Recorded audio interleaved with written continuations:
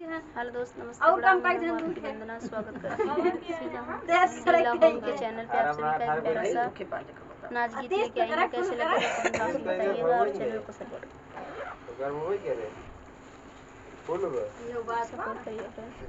करिए। मोबाइल धोखेबाज कबो बाजे कबो नाही, मोबाइल धोखेबाज कबो बाजे कबो नाही, मोबाइल धोखेबाज कबो बाजे कबो नाही। सोने की थाली में जेवना परोसे, सोने की थाली में जेवना परोसे। बलम धोखेबाज कबो जेवे कबो नाही, बलम धोखेबाज कबो जेवे कबो नाही। मोबाइल धोखेबाज कबो बाजे कबो नाही, मोबाइल धोखेबाज कबो बाजे कबो नाही।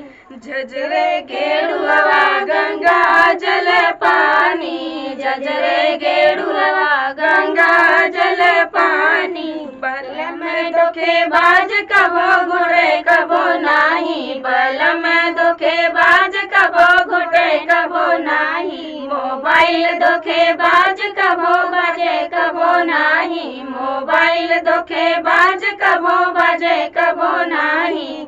लौंगा इलायची के बीरा जोरायो, लौंगा इलायची के बीरा जोराए।